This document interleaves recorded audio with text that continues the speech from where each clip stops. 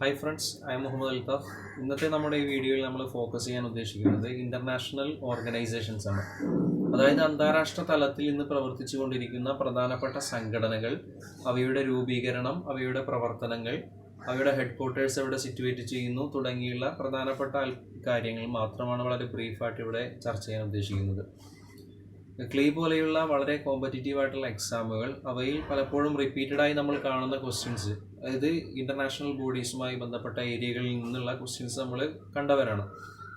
പ്രധാനമായും നമ്മൾ പറയുന്നത് യുണൈറ്റഡ് നാഷൻസ്, ഐക്യരാഷ്ട്ര സംഘടന എന്നറിയപ്പെടുന്ന യുണൈറ്റഡ് നാഷൻസ്.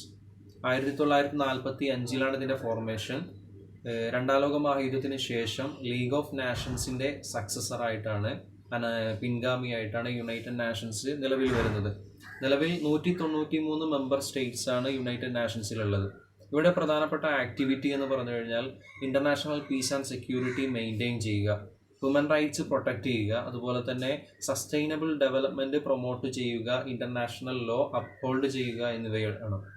യുണൈറ്റഡ് നാഷൻസ് എന്നൊരു ടേം ആദ്യമായി ഉപയോഗിച്ചത് അമേരിക്കൻ പ്രസിഡൻ്റായിട്ടുള്ള ഫ്രാങ്ക്ലിൻ ഡി റൂസ്വെൽറ്റ് ആണ്. ഇന്നത്തെ നിലവിലെ സെക്രട്ടറി ജനറൽ അന്റോണിയോ ഗുട്ടറസ് ആണ്, പോർച്ചുഗൽകാരനായിട്ടുള്ള അന്റോണിയോ ഗുട്ടറസ്. മറ്റൊരു പ്രധാനപ്പെട്ട കാര്യം ഇതുമായി ബന്ധപ്പെട്ട് പറയാനുള്ളത് ഐക്യരാഷ്ട്രസഭയുടെ ഒഫീഷ്യൽ ലാംഗ്വേജസ് ആണ്, ഔദ്യോഗിക ഭാഷകളാണ്. Arabic, English, French, Chinese, Spanish, Russian 6ഓളം ഭാഷകളാണ് ഇന്ന് ഐക്യരാഷ്ട്രസഭയുടെ ഔദ്യോഗിക ഭാഷകളായി അംഗീകരിക്കപ്പെട്ടിട്ടുള്ളത്. ഐക്യരാഷ്ട്രസഭയുമായി ബന്ധപ്പെട്ട ചർച്ചകളിൽ മറ്റു പ്രാധാന്യമർഹിക്കുന്ന ഒന്നാണ് അവയുടെ 6ഓളം വരുന്ന ഓർഗൻസ്. ഐക്യരാഷ്ട്രസഭയ്ക്ക് 6ഓളം വരുന്ന ഉപഘടകങ്ങളുണ്ട്. ഇവിടെ പ്രത്യേകത എന്ന് പറഞ്ഞു കഴിഞ്ഞാൽ 1945 ഐക്യരാഷ്ട്രസഭ നിലവിൽ വരുമ്പോൾ തന്നെ ഇവ 6ഉം രൂപീകരിക്കപ്പെട്ടിരുന്നു. പ്രധാനമായും ജനറൽ അസംബ്ലിയാണ് ഒന്നാമത്തത്. ജനറൽ അസംബ്ലിയുടെ ഏറ്റവും വലിയ പ്രത്യേകത എന്ന് വെച്ച് കഴിഞ്ഞാൽ only UN body with universal representation, അതായത് ആഗോളതലത്തിലുള്ള ഏകദേശ രാഷ്ട്രങ്ങളും ഉൾക്കൊള്ളുന്ന ഏക ബോഡി. അങ്ങനെ ഒരു ബോഡി ഐക്യരാഷ്ട്രസഭയിൽ ഉണ്ടെങ്കിൽ അത് UN ജനറൽ അസംബ്ലി മാത്രമാണ്. 193 മെമ്പർ സ്റ്റേറ്റ്സ് ആണ് നിലവിൽ അതിലുള്ളത്.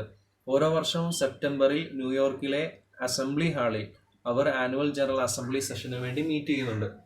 അവരുടെ ചർച്ചകളിലെ പ്രധാന വിഷയങ്ങൾ പീസ് ആൻഡ് സെക്യൂരിറ്റി തന്നെയാണ്. അതുപോലെ തന്നെ ഡെവലപ്മെൻറ്റ്, നിരായുധീകരണം, അതുപോലെ തന്നെ മനുഷ്യാവകാശങ്ങൾ, ഇൻ്റർനാഷണൽ ലോ, രാഷ്ട്രങ്ങൾ തമ്മിലുള്ള ഡിസ്പ്യൂട്ട്സ്, അതുമായി ബന്ധപ്പെട്ട ചർച്ചകൾ, ഡിസ്കഷൻസ്, ഡിബേറ്റ്സ്, സംവാദങ്ങൾ, അതുപോലെ തന്നെ അതിനുവേണ്ടിയുള്ള പരിഹാര നിർദ്ദേശങ്ങൾ, ഇവയൊക്കെയാണ് അതിൽ ഉൾക്കൊള്ളുന്നത്. രണ്ടാമത്തെ പ്രധാനപ്പെട്ട ഓർഗനാണ് സെക്യൂരിറ്റി കൗൺസിൽ.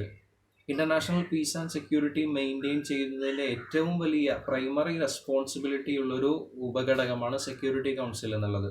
15ഓളം വരുന്ന രാഷ്ട്രങ്ങൾ ഇതിൻ്റെ മെമ്പേഴ്സാണ്. 5 പെർമനൻറ്റ് മെമ്പേഴ്സും 10ഓളം വരുന്ന നോൺ പെർമനൻറ്റ് മെമ്പേഴ്സും. ഈ 10ഓളം വരുന്ന നോൺ പെർമനൻറ്റ് മെമ്പേഴ്സ് 2 വർഷം കൂടുമ്പോൾ അവർ മാറുന്നു.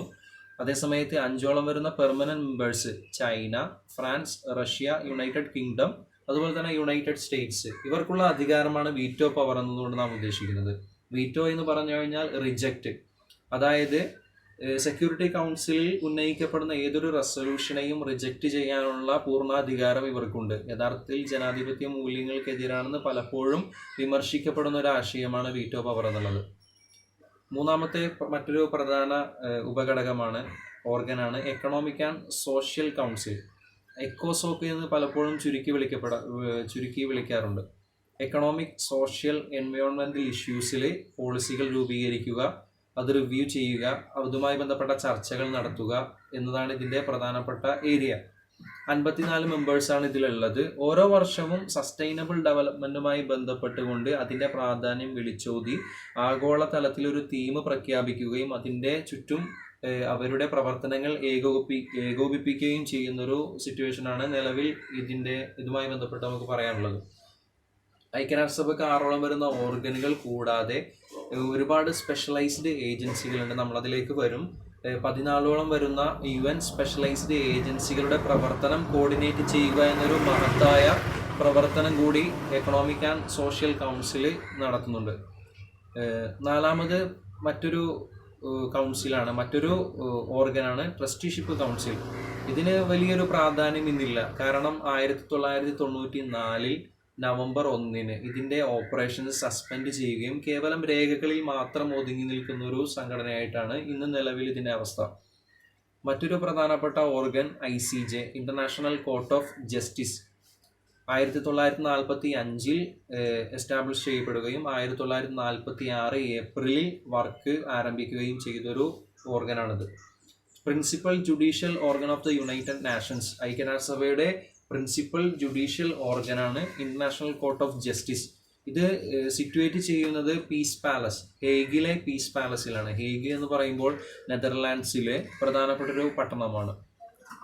അപ്പോൾ ഇതിൻ്റെ ഒരു പ്രത്യേകത എന്ന് പറഞ്ഞു കഴിഞ്ഞാൽ ഈ ന്യൂയോർക്കിന് പുറത്ത് സിറ്റുവേറ്റ് ചെയ്യുന്ന ഓൺലി യുണൈറ്റഡ് നാഷൻ ഓർഗനാണ്. യുണൈറ്റഡ് നാഷൻസ് ഓർഗനിലെ 5ഉം സിറ്റുവേറ്റ് ചെയ്യുന്നത് ന്യൂയോർക്കിലാണെങ്കിൽ ICJ സിറ്റുവേറ്റ് ചെയ്യുന്നത് ന്യൂയോർക്കിന് പുറത്ത് ഹേഗിലെ പീസ് പാലസിലാണ്. ഇവരുടെ പ്രവർത്തനം ലീഗൽ ഡിസ്പ്യൂട്ട് സെറ്റിൽ ചെയ്യുക, രാജ്യങ്ങൾ തമ്മിലുള്ള ലീഗൽ ഡിസ്പ്യൂട്ട് സെറ്റിൽ ചെയ്യുക, അതുപോലെ തന്നെ ഐക്യരാഷ്ട്രസഭ ഓതറൈസ് ചെയ്യുന്ന കാര്യങ്ങളിൽ, അവരിലേക്ക് റെഫർ ചെയ്യുന്ന കാര്യങ്ങളിൽ ഒരു തീർപ്പ് കൽപ്പിക്കുക, അവർക്ക് ഉപദേശം നൽകുക എന്നുള്ളതാണ്. 15ഓളം ജഡ്ജസ് ആണ്. അത് റീജിയണൽ ബേസിസ്, പല കോണ്ടിനെന്റുകളിൽ നിന്നുള്ള റീജിയണൽ ബേസിസിലുള്ള 15ഓളം ജഡ്ജാണ് ഇതിൽ ഉൾക്കൊള്ളുന്നത്. ഏറ്റവും അവസാനത്തെ ലാസ്റ്റ് ഓർഗനായിട്ട് നമുക്ക് പരിചയപ്പെടുത്താനുള്ളത് സെക്രട്ടേറിയറ്റ് ആണ്. സെക്രട്ടേറിയറ്റ് എന്ന് പറയുമ്പോൾ ഒരു സെക്രട്ടറി ജനറൽ ഉണ്ട്. ഏറ്റവും വലിയ ചീഫ് അഡ്മിനിസ്ട്രേറ്റീവ് ഓഫീസറാണ് സെക്രട്ടറി ജനറൽ. അതുപോലെ തന്നെ secretariat comprised of thousands of international UN staffs, ആയിരക്കണക്കിന് വരുന്ന അന്താരാഷ്ട്ര തലത്തിലുള്ള UN സ്റ്റാഫിനെ കൂടി ഉൾക്കൊള്ളുന്നതാണ് സെക്രട്ടേറിയറ്റ്. അവരുടെ പ്രവർത്തനങ്ങൾ UN ജനറൽ അസംബ്ലിയുടെ ഡേ ടു ഡേ വർക്ക് ഏകോപിപ്പിക്കുക, അതുപോലെ തന്നെ മറ്റു ഓർഗനൈസേഷൻസ്, അതായത് പ്രിൻസിപ്പൽ ഓർഗൻസിൻ്റെ പലപ്പോഴും മറ്റു പല ഓർഗൻസ് നമ്മൾ ഇനി ഡിസ്കസ് ചെയ്യാൻ പോകുന്നുണ്ട്, അവയുടെ പ്രവർത്തനങ്ങളും ഏകോപിപ്പിക്കുക എന്നുള്ളതാണ്. ഈ സെക്രട്ടറി ജനറൽ എന്നുള്ള പോസ്റ്റ് അത് 5 വർഷ കാലാവധിയിലേക്ക് തിരഞ്ഞെടുക്കപ്പെടുന്ന ഒരു പോസ്റ്റാണ്. അത് റിന്യൂവബിൾ ടേം ആണ്. അതായത് ഇനി ഒരു വട്ടം മത്സരിച്ചതിന് ശേഷം അദ്ദേഹത്തിന് പിന്നെയും മത്സരിക്കാനുള്ള അവകാശം ഉണ്ട്.